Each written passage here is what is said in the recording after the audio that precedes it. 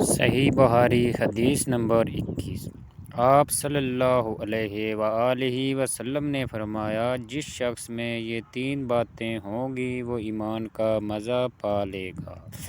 ایک یہ کہ وہ شخص جسے اللہ اور اس کا رسول ان کے ماسوا سے زیادہ عزیز ہو، اور دوسرے یہ کہ جو کسی بندے سے محض اللہ ہی کے لیے محبت کرے، اور تیسری بات یہ کہ جسے اللہ نے کفر سے نجات دی ہو، پھر دوبارہ کفر اختیار کرنے کو وہ ایسا برا سمجھے جیسا آگ میں گر جانے کو برا جانتا ہے۔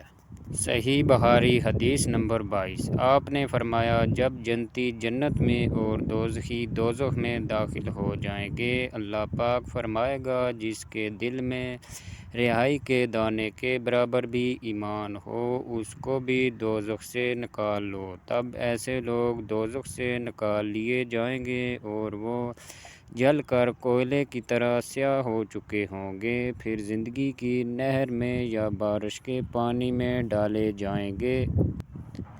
یہاں راوی کو شک ہو گیا ہے کہ اوپر کے راوی نے کون سا لفظ استعمال کیا۔ اس وقت وہ دانے کی طرح اگ آئیں گے، جس طرح ندی کے کنارے دانے اگ آتے ہیں۔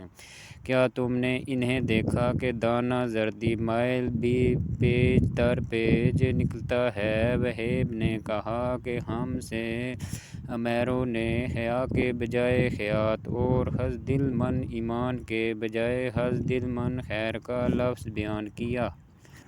صحیح بخاری حدیث نمبر 23۔ رسول اللہ صلی اللہ علیہ وآلہ وسلم نے فرمایا کہ میں ایک وقت سو رہا تھا، میں نے خواب میں دیکھا کہ لوگ میرے سامنے پیش کیے جا رہے ہیں اور وہ کرتے پہنے ہوئے ہیں، کسی کا کرتا سینے تک ہے اور کسی کا اس سے نیچا ہے۔ پھر میرے سامنے عمیر بن الخطاب لائے گئے، ان کے بدن پر جو کرتا تھا اسے وہ گھسیٹ رہے تھے، یعنی ان کا کرتا زمین تک نیچا تھا۔ صحابہ رضی اللہ عنہ نے پوچھا کہ یا رسول اللہ، اس کی کیا تعبیر ہے؟ آپ نے فرمایا کہ اس سے دین مراد ہے۔ صحیح بخاری حدیث نمبر 24۔ ایک دفعہ رسول کریم صلی اللہ علیہ وآلہ وسلم ایک انصاری شخص کے پاس سے گزرے، اس حال میں کہ وہ اپنے ایک بھائی سے کہہ رہے تھے کہ تم اتنی شرم کیوں کرتے ہو؟ آپ نے اس انصاری سے فرمایا کہ اس کو اس کے حال پر رہنے دو، کیونکہ حیا بھی ایمان ہی کا ایک حصہ ہے۔ صحیح بخاری حدیث نمبر 25۔ رسول اللہ صلی اللہ علیہ وآلہ وسلم نے فرمایا، مجھے اللہ کی طرف سے حکم دیا گیا ہے کہ لوگوں سے جنگ کرو اس وقت تک کہ وہ اس بات کا اقرار کر لیں کہ اللہ کے سوا کوئی معبود نہیں ہے، اور یہ کہ محمد صلی اللہ علیہ وآلہ وسلم اللہ کے سچے رسول ہیں، اور نماز ادا کرنے لگیں اور زکوٰۃ دیں۔ جس وقت وہ یہ کرنے لگیں گے تو مجھ سے اپنے جان و مال کو محفوظ کر لیں گے، سوائے اسلام کے حق کے رہا ان کے دل کا حال تو ان کا حساب اللہ کے ذمے ہے۔ صحیح بخاری حدیث نمبر 26۔ رسول اللہ صلی اللہ علیہ وآلہ وسلم سے دریافت کیا گیا ہے کہ کون سا عمل سب سے زیادہ افضل ہے؟ آپ نے فرمایا، اللہ اور اس کے رسول پر ایمان لانا۔ کہا گیا، اس کے بعد کون سا؟ آپ نے فرمایا کہ اللہ کی راہ میں جہاد کرنا۔ کہا گیا، پھر کیا ہے؟ آپ نے فرمایا، حج مبرور۔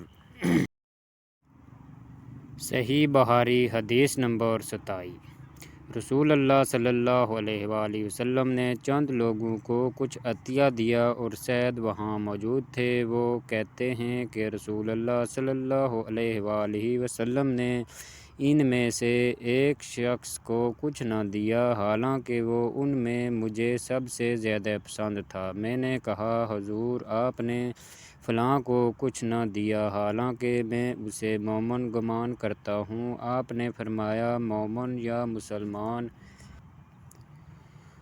میں تھوڑی دیر چپ رہ کر پھر پہلی بات دہرانے لگا۔ حضور صلی اللہ علیہ وآلہ وسلم نے بھی دوبارہ وہی جواب دیا۔ پھر آپ صلی اللہ علیہ وآلہ وسلم نے فرمایا کہ اے سعد، باوجود یہ کہ ایک شخص مجھے زیادہ عزیز ہے، پھر بھی میں اسے نظر انداز کر کے کسی اور دوسرے کو اس خوف کی وجہ سے یہ مال دے دیتا ہوں کہ وہ اپنی کمزوری کی وجہ سے اسلام سے پھر جائے اور اللہ سے آگ میں اندھا ڈال دے۔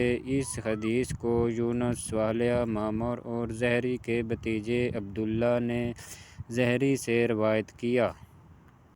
صحیح بخاری حدیث نمبر 28۔ ایک آدمی نے رسول اللہ صلی اللہ علیہ وآلہ وسلم سے پوچھا، کون سا اسلام بہتر ہے؟ آپ صلی اللہ علیہ وآلہ وسلم نے فرمایا کہ تو کھانا کھلائے اور ہر شخص کو سلام کرے، خواہ اس کو تو جانتا ہو یا نہ جانتا ہو۔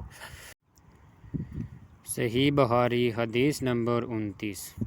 حضرت صلی اللہ علیہ وآلہ وسلم نے فرمایا، مجھے دوزخ دکھائی گئی تو اس میں زیادہ تر عورتیں تھیں جو کفر کرتی تھیں۔ کہا گیا، حضور، کیا وہ اللہ کے سوا کفر کرتی ہیں؟ آپ صلی اللہ علیہ وآلہ وسلم نے فرمایا کہ خامد کی ناشکری کرتی ہیں اور احسان کی ناشکری کرتی ہیں۔ اگر تم عمر بھر ان میں سے کسی کے ساتھ احسان کرتے ہو، پھر تمہاری طرف سے کبھی کوئی ان کے خیال میں ناگواری کی بات ہو جائے تو فوراً کہہ اٹھیں گی کہ میں نے کبھی بھی تجھ سے کوئی بھلائی نہیں دیکھی۔ صحیح بخاری حدیث نمبر 30۔ میں ایک شخص حضرت علی رضی اللہ عنہ کی مدد کرنے کو چلا۔ راستے میں مجھ کو ابو بکر ملے۔ پوچھا، کہاں جاتے ہو؟ میں نے کہا، اس شخص حضرت علی رضی اللہ عنہ کی مدد کرنے کو جاتا ہوں۔ ابو بکر نے کہا، اپنے گھر کو لوٹ جاؤ۔ میں نے حضرت صلی اللہ علیہ وآلہ وسلم سے سنا ہے، آپ فرماتے تھے، جب دو مسلمان اپنی اپنی تلواریں لے کر بھڑ جائیں تو قاتل اور مقتول دونوں دوزخی ہیں۔ میں نے عرض کیا، یا رسول اللہ، قاتل تو خیر ضرور دوزخی ہونا چاہیے، مقتول کیوں؟ فرمایا، وہ بھی اپنے ساتھی کو مار ڈالنے کی حرص رکھتا تھا، موقع پاتا تو وہ اسے ضرور قتل کر دیتا۔ دل کے عزم صمیم پر وہ دوزخی ہوا۔